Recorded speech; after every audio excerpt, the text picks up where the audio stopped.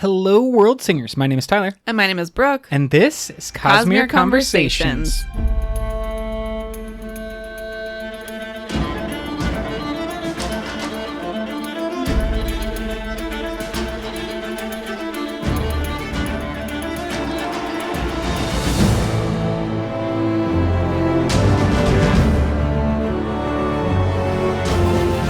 Hello, everyone. We are here again for another episode, and I am so excited about this one. We have a super special episode for you today.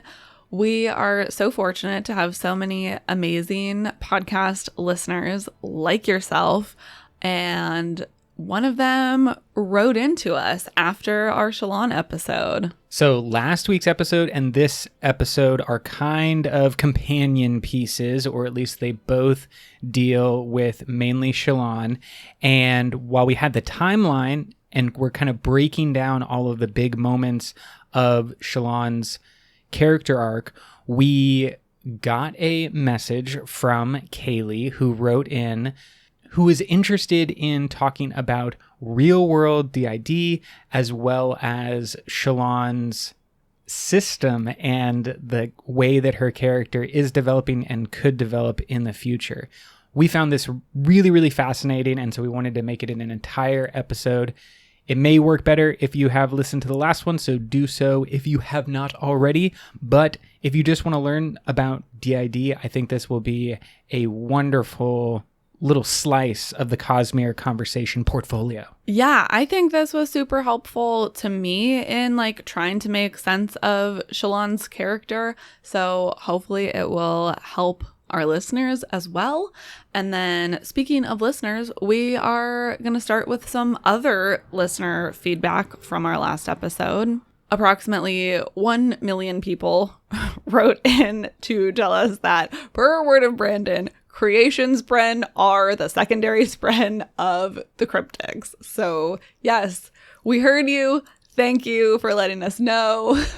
They also wrote in to tell us things like glory spren are Bond Smith's secondary spren, and logic spren are the else callers secondary spren. I think I knew logic spren, but I didn't think of glory spren. It's obvious once you say it, but I'm glad someone mentioned it. Everyone is so helpful on the things that they can be so helpful on. Another one of our listeners, Jordan D., brought up the possibility that Kaladin doesn't hear the scream associated with holding a shard blade when he takes Shallan's blade in the chasms, because he is a broken radiant at that point. Syl is gone. He's made the conflicting decision that challenged his oath. He can't use Stormlight. So it is possible that he basically is a normie who can hold a shard blade, even if it's dead, without hearing the screams. Yeah, I thought that was a really good point from Jordan. Unhelpful in the sense that it puts more confusion into that particular moment that we kind of thought maybe we had a good handle on.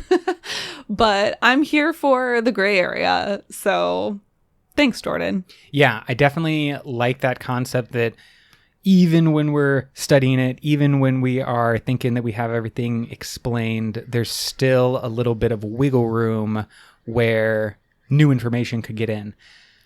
And then I wanted to give big props to Courtney, who commented, bringing up the uncomfortable question of why Shallan's spirit web is broken enough at such a young age in order to bond a spren. This obviously brings up some, like I said, uncomfortable questions about young childhood trauma and things we know unfortunately happen to children. And we're going to talk a little bit more about that in our interview with Kailee, actually. And I want to preface this interview with a soft trigger warning. I don't think that we dwell on any of the trauma, but because for, I guess, the first time, we are focusing more on real world stuff than fictional stuff, I at least want to make everyone aware that we are talking with a person who is really diagnosed with DID about their real issues and how they experience the world, as well as how many people that they interact with are experiencing this very unique disorder. If you like this episode, specifically the kind of interview format, make sure to let us know. Reach out on Patreon, YouTube, Twitter, Facebook, Reddit, all the possible things. So without further ado, here is our conversation with Kailee from the Ivory System about Shallan and real-world DID. We are here speaking with Kailee to get some more information about DID, or Dissociative Identity Disorder, in IRL, the real world, and how that can relate to Shallan's character. We're hoping that this will help us make better speculations about Shallan's character and storyline, and understand the real people in the world around us a little bit better, and so that we can be more compassionate people. Kailee has been diagnosed with DID, and she has a master's degree focused in trauma-informed education. So she is the perfect person for us to be talking with today, and we are so happy to have her here. Hi, Kailee. Thanks for being here. Hi, guys. I am very excited to have the opportunity to talk about it. It was so awesome for you to reach out and just volunteer to provide more info in the very kind way that you did. I was pretty sure we were going to get some hate mail after that episode. I live on the hate. That's what the hate is for.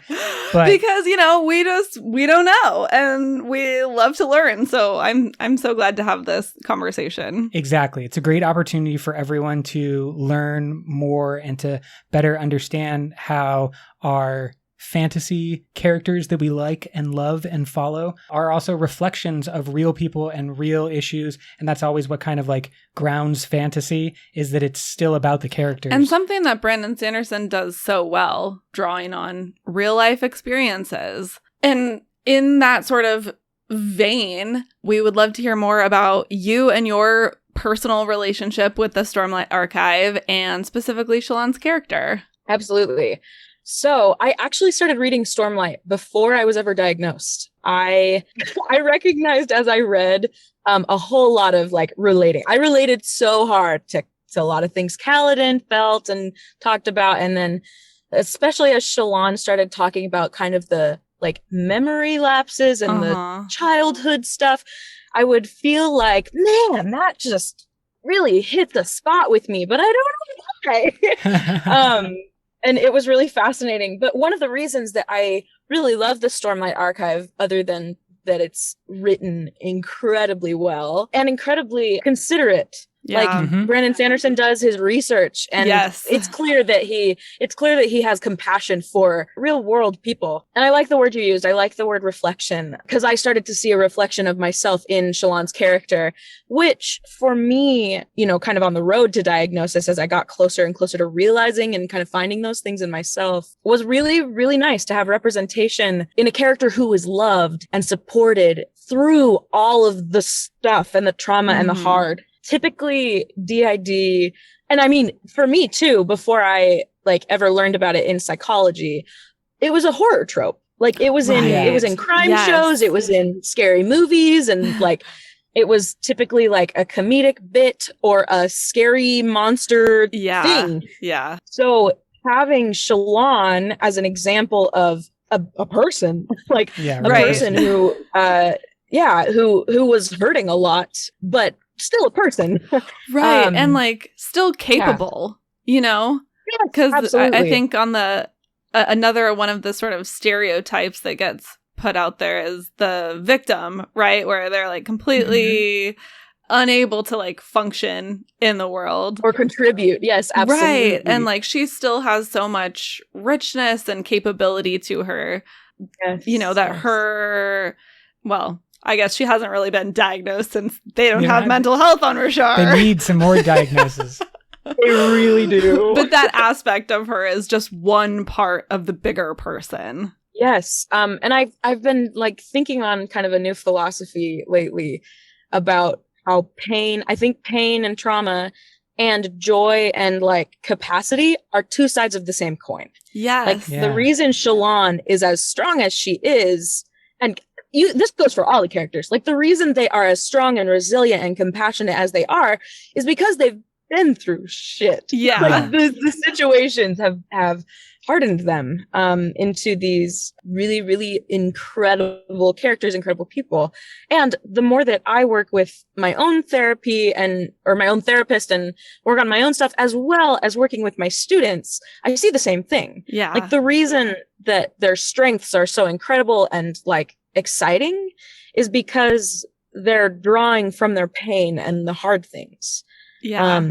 Maybe so you can tell me if heroes. this is correct. Someone at one point told me that in vocal production, when you stretch one part of your range, so like if you're working on getting higher range, your lower range will also expand. Is that correct? Yeah. So there's a thing called stretch weakness, and that's typically like if you only work your triceps, then your biceps will be really weak. You got to work both, but working in them both helps both at the same time. Like a good example. So like working your high range will help your low range because you're working the whole of the thing instead of, and your voice is a muscle. So that's why it works like that. It's a paired muscle. I think about that all the time in terms of just like life and emotions, as you were just talking about, of like, when we are in the low places, we are also developing our capacity for the high places. Ooh, good language. I love that. I'm going to definitely be using that. Okay, let's dive into some quick definitions for some terminology that we may not have heard of, that our audience may not have heard of, that we use when discussing DID. Absolutely. And just a little disclaimer I want to throw out there before we dive in is like, I am not a licensed therapist or psychologist.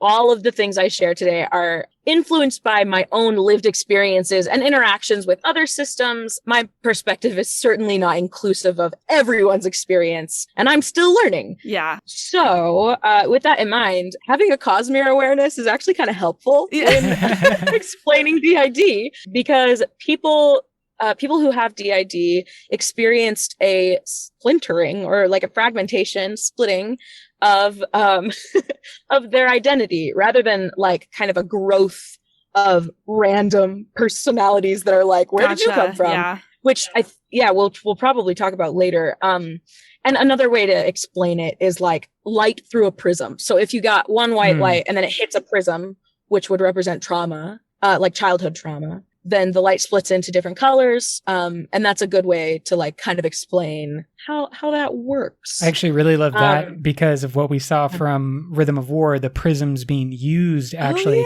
and the different types of prisms. It all ties together. Everything is the Cosmere. Everything's the Cosmere.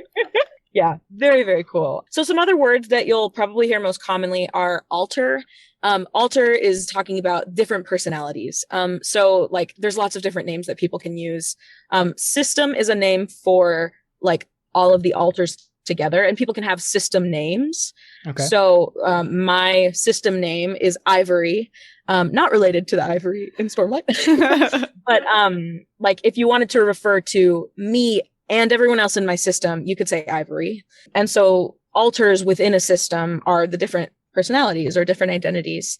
Would you mind if we just use, if we just use the language for Shallan? Like, for example, Veil and Radiant would be the clear alters for Shallan?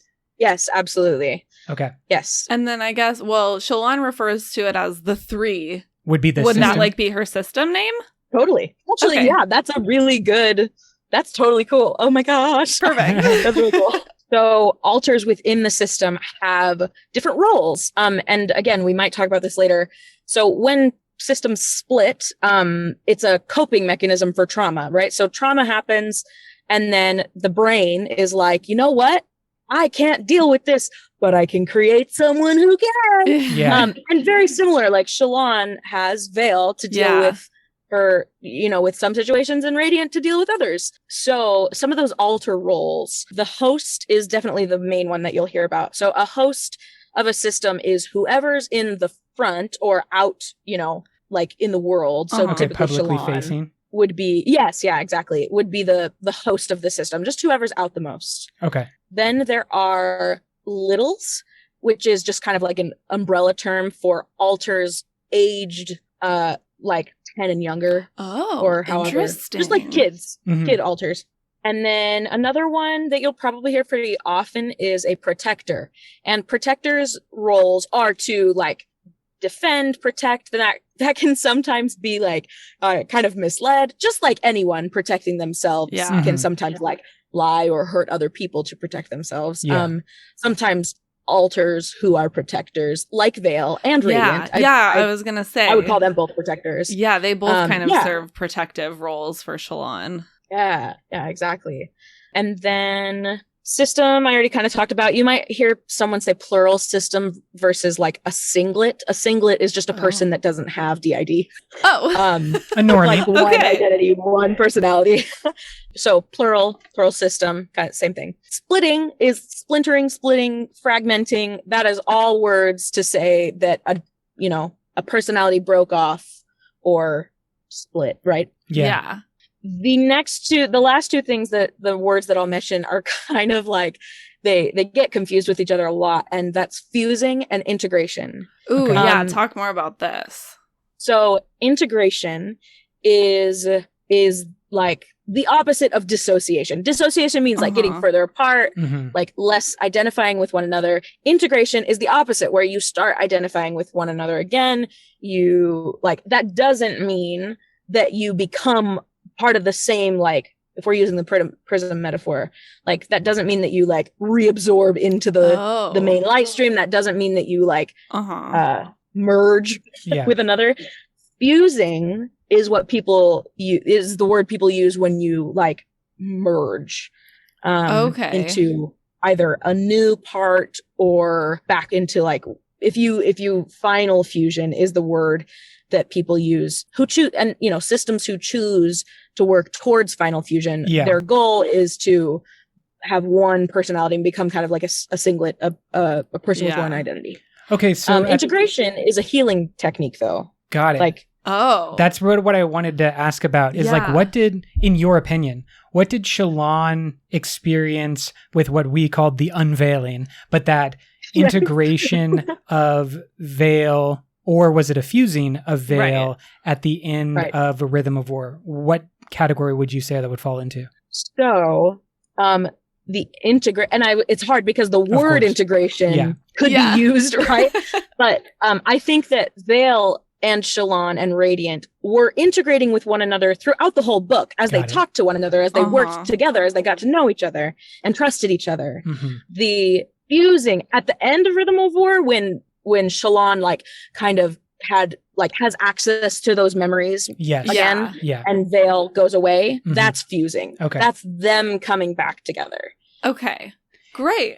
I'm so glad we have that terminology now. Exactly. It's so helpful to kind of understand, because definitely for Shallan, we see all of these things that you're talking about. Her splintering, the first one we know of, not necessarily the first one that we will eventually know, but the first one we know of is that moment where there's a splinter created around the trauma of her killing her mother and her mother's death.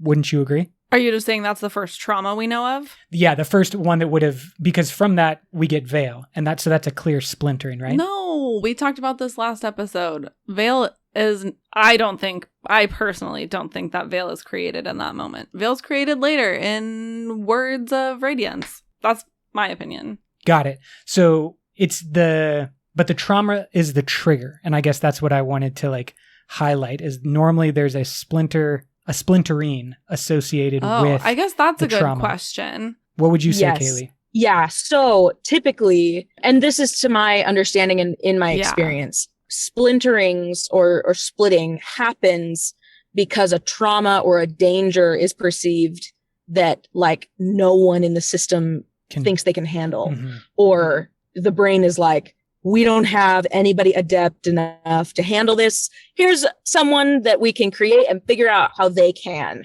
So I would assume that her system was created. The other thing that I can kind of explain is that DID, like the diagnosis, requires trauma before the age of 7-ish. Because you have to have had a traumatic experience where your brain chose to cope by, splitting before the personality fully integrates, which is around the age of 7.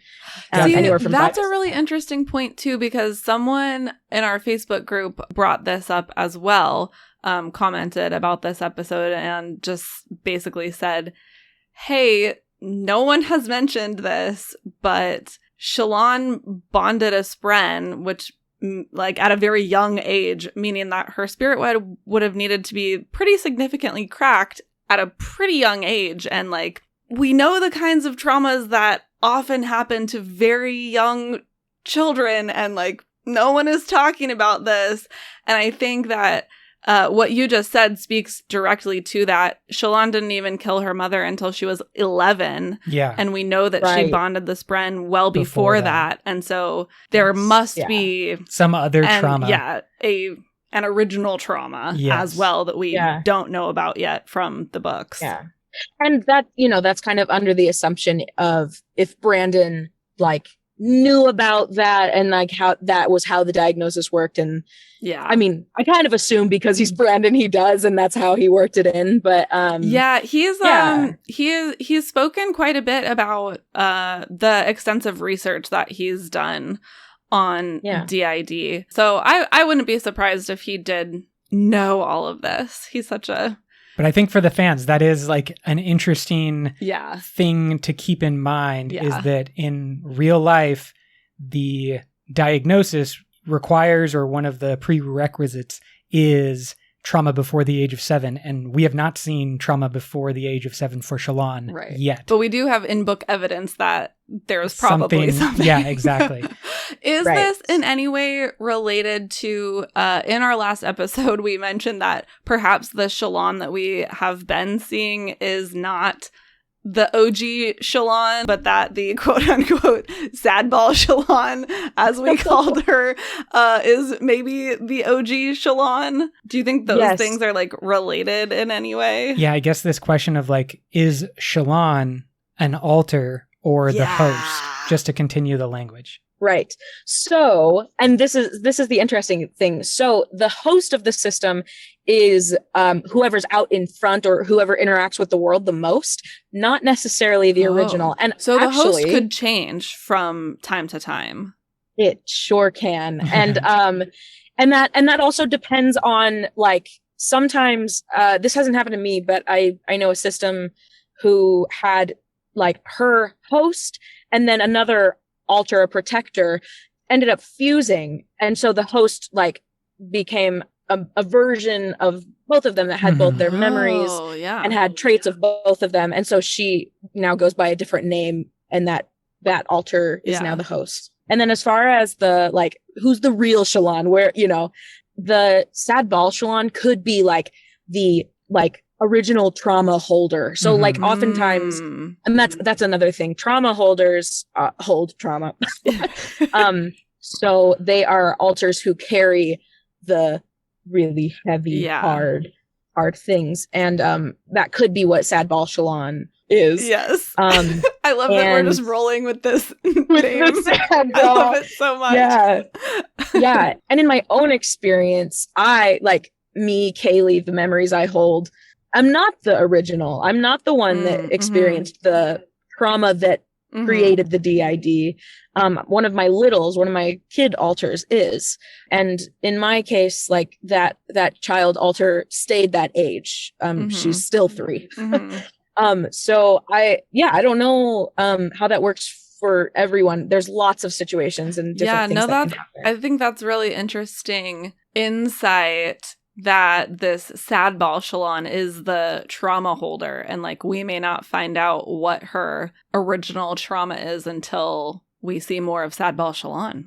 Yeah, and the idea that she may have not advanced past that stage where these other alters came in, and that there might not be a grown-up version of the original Shallan. It's just these alters now. One of the things we talked about in the recent episode was this concept that for Shallan, suppressing or repressing her truths and her experiences may be the equivalent to Kaladin breaking an oath, or at least how those things might not appear the same, because it seems a lot like Shallan is going 1.5 steps forward and then 1 step back with her oaths. And so is it really breaking and making and taking and like, or is it just different for the light weavers?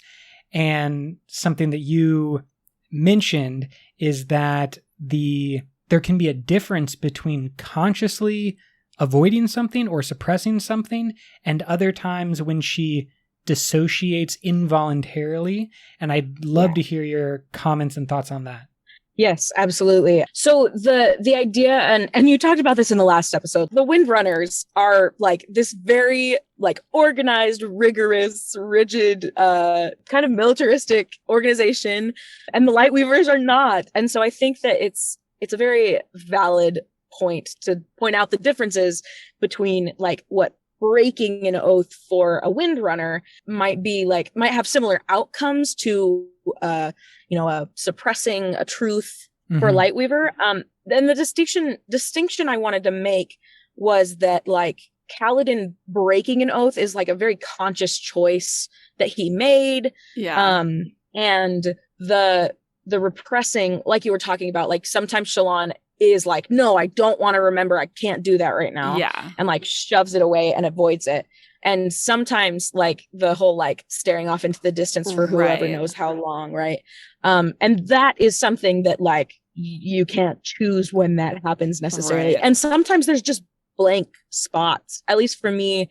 And lots of the, systems I've interacted with, like the dissociation part of dissociative identity disorder is that like blanking out, kind of like I don't hold all the memories that I have experienced over my life. And so until I integrate more fully with the other alters that hold things, I know I still have memories that I can't access. And if someone, sometimes like I've had experiences where my mom or my brothers will say like, oh my gosh, yeah, you remember that family that we used to hang out with? And no memory. And it's just like, I don't remember. And they have stories about like, oh my gosh, you babysat their kids. And I just don't remember. Other times I've had things happen where someone will mention like and trigger something and I will just completely like dissociate, get really confused, like, and so we see that happen with Shallan quite a bit. It does seem to be like someone mentions something or something like that happens and she blanks out or tries to dig and it exactly. What I found and that's interesting kind of is that Kaladin actually experiences some of that dissociation in Rhythm of War as well, and we don't necessarily see it in his earlier books or in the earlier books from him, but he has moments, I think primarily when he's like locked away in the tower and kind of in that fighting stage where he comes to, or he comes back and he's like, how long was I just staring off? And really? I don't remember that. It's obviously worked into the... Except he like freezes in battle a few times. That is like, yes, very clear and evident. But I think there's also moments when he's like Shallan of just like thought, or, sentence, pause, and then he just snaps to another moment. And I think what's interesting is that obviously both of these characters are dealing with severe trauma, and it would be very Brandon-esque to like show you one kind of trauma in Kaladin that maybe people are more familiar with, and then one kind of trauma with Shallan that people are probably less familiar with, but then show how the Kaladin character is experiencing the trauma actually in a similar way to the character that you hadn't seen before. It just seems like a Brandon thing to do. That's interesting. Absolutely. And one of the cool things about that too is that everyone experiences dissociation on some level all the time. Like, I'm so glad to hear you say that, because I feel like I make this comparison sometimes when we're talking about Shallan, and I like am always worried that maybe it's offensive. But I think that that's true. Dissociation happens to literally everyone. Like everyone experiences it to some degree. A good example is if you're like driving home from work and you get home and you're like, wait, I don't remember getting home the way I did, but I obviously did. And so dissociative identity disorder is disordered dissociation. It happens frequent. And again, this is a criteria of diagnosis. The dissociation interferes with normal life functioning. So dissociation is a thing that happens to everyone. Yeah. Awesome. So yeah. I just love being able to give people like a foothold into understanding the the disease and having it kind of be like, look, we all sort of know what this is like, and then we can use our imaginations and our resources to sort of extrapolate out what DID might be like. Yeah. And so one of the reasons that is the way it is with so many things is because trauma is just our brain responding to, oh my gosh, we're in danger. Oh my gosh, we're in danger. We're in danger. We're in danger. And like PTSD, like Kaladin has, is like his brain is on danger mode, like survival mode all the time. He's always afraid. And, war vets that come home with PTSD, understandably, are always on guard, always on high alert. And that is really exhausting for a body and a brain and a heart. And so your system, your body, decides, okay, here's how we're going to cope with this, because we can't just do this all the time. Right. Yeah. So for Kaladin, it's kind of the depressive, like, I can't do this anymore. What am I living for? And for Shallan, it's the kind of splitting up.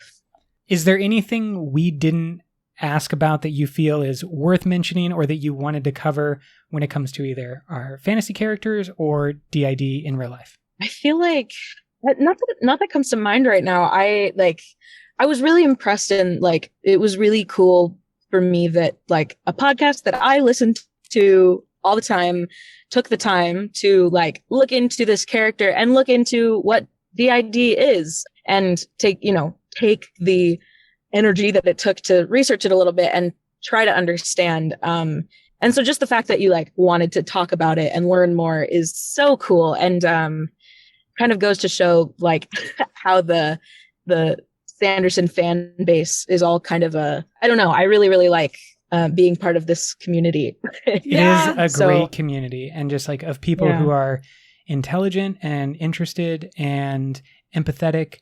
I feel like anytime that you are reading any piece of literature, there's some like the key thing that is necessary to be a good reader is empathy, because you have to be able to connect with those characters that are literally just like squiggly lines on a page.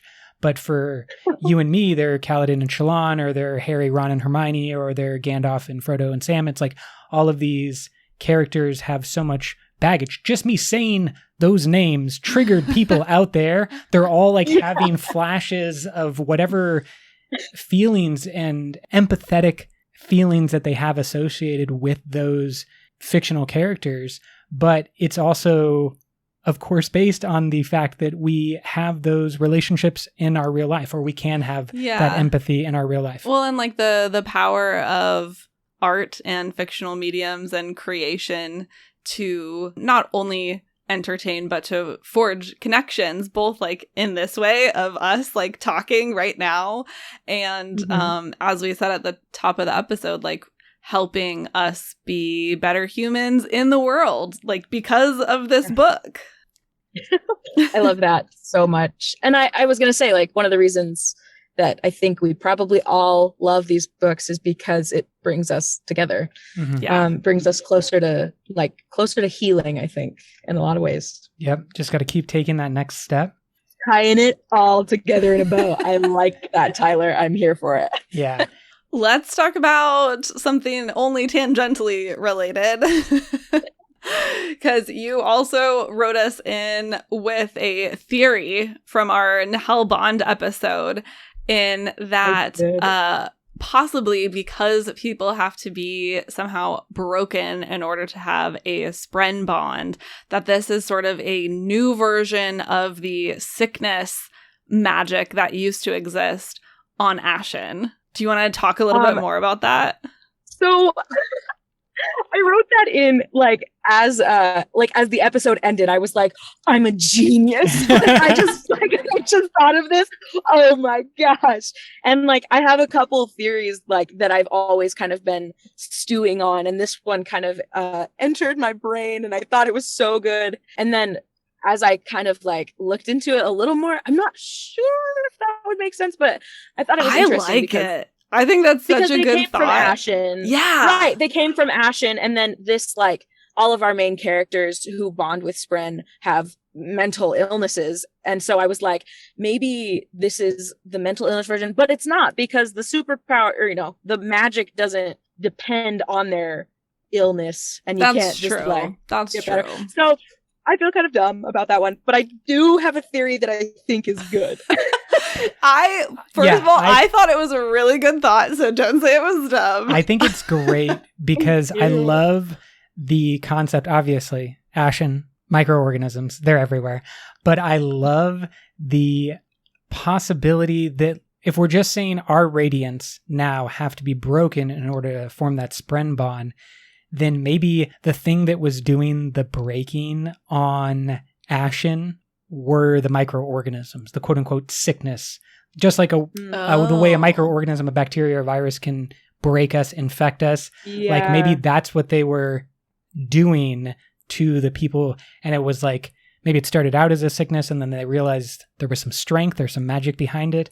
But I think that's a great theory that we should just keep in. Obviously, we know very little about Ashen, but I'm going to keep that in the back pocket and we'll toss it out one day in the future. Yeah. But what's your other secondary theory? So this one I just keep coming back to, and it has to do with Stormlight. So Ash, the Herald. Mm-hmm. Yeah. One of the things we know about the Heralds are that they're pretty much kind of similar to Vasher, right? Yeah. And so we also know that on Roshar, or in the Rosharian system, the Spren are ideas that solidified into magic. So we know that's how the magic system works there, or some facet of it. So I was like, maybe Ash is destroying all the depictions of herself as an elaborate form of suicide. Oh. Yeah. Because if people stop remembering her, if people stop then maybe she can stop existing. then maybe she can stop actually make it all end. I was like, that's fascinating. Ooh, that's the one that I'm like, I'll go all the way home on. Love that. Yeah, absolutely love it. And might be a key, hopefully not. I want to see more of Ash, but this Ashar guy, he can get out of here. So maybe we can figure out someone. Take out all the Ashar statues. I want to know what's happening with him. No, I love that because it is such a reminder of what we got from Kalek in Rhythm of War about how the heralds in their current state are far more like Spren that have kept around too long. Yes. The Spren as manifestations of the thought, Ash trying to get rid of that thought, which would then make the manifestation go away. A little bit about how that would affect them if they were once a person, but they're still around and people are thinking about them in, this religious context. And does that actually change who you are? I've totally wondered if they've gotten more powerful. Mm-hmm. Because people assume, because a story will go from I caught a fish this big and bigger and bigger and bigger it goes. So I'm wondering if they're somehow getting more powerful. I don't know, but I've thought a lot about the same kind of how that would work. Cool. Super interesting. Love both of those theories, and when they are proven true, you will have now a record that you got there first. You thought of it first. That's true. I'm here and saying it. Awesome. Well, thank you so much for speaking with us, Kailee. And again, just for reaching out and being willing to talk and to share a little bit of your story and your knowledge. We so appreciate it. It was really lovely, and just thank you so much. Thank you guys. Yeah, this was really awesome. What a great conversation. First of all, just being able to talk to other Cosmere fans and have Cosmere conversations is why we started this podcast. And it's just so helpful to be able to talk to people with knowledge different than ours and get some more info. One of the most significant things that I took away from this interview with Kailee is the concept of system, host, and alter, and a way of communicating about people who are dealing with DID. I hope that we all can maybe use this language going forward, or at least when we use it, you will better understand what we are talking about. Because when it comes to Shallan, there's so many questions and so much confusion that I feel like getting a little bit better with our language will help. Yeah, having language that's more suited to talking about Shallan's situation is very helpful towards conceptualizing it. I especially love the added insight of like now thinking about who the host of Shallan's system is at different points, because I feel like it definitely changes. There are, you know, especially in Rhythm of War, there's that point where Shallan is basically not coming out at all, and like Veil and Radiant are the only ones doing anything. And so I would say at that point the host of the system is changed. Yeah, absolutely. It's either Radiant or Veil. It's definitely not Shallan at that point. Which is just fascinating. And then the concept that there is alters that step in to take over for childhood trauma, and there is the possibility that the child personality basically gets locked in at that age and they don't proceed to grow or proceed to develop, because that's when the alters step in. So you can have the littles, as they were called. And we talked about that in reference to Sadball Shallan, but this question of like, who is the real Shallan and when is the OG Shallan going to come back? It's A, I think the normal question, but B, maybe not going to ever be resolved. Yeah. Because the answer could be for Shallan that it is the system, either the three or whatever word we want to use for the system. I think that could actually be the end result of Shallan's arc, that it's not about a perfect fusing back together into one person, but instead the recognition that there is the system that makes up Shallan Devar. And I think we get hints towards that in Rhythm of War, with Pattern kind of apologizing for like pushing her and trying to force her alters to like not exist when, as Kailee said, they all like serve a purpose. They're doing a function that is important and like helps Shallan function in the world. I love this interview. Thank you so much to Kailee from the Ivory System, who was willing to speak with us. Thank you all for listening. And if you have thoughts, comments, or questions, feel free to reach out to us. We are everywhere as normal. Brooke, can you take us away? Until next time, life before death. Strength before weakness. Journey before destination.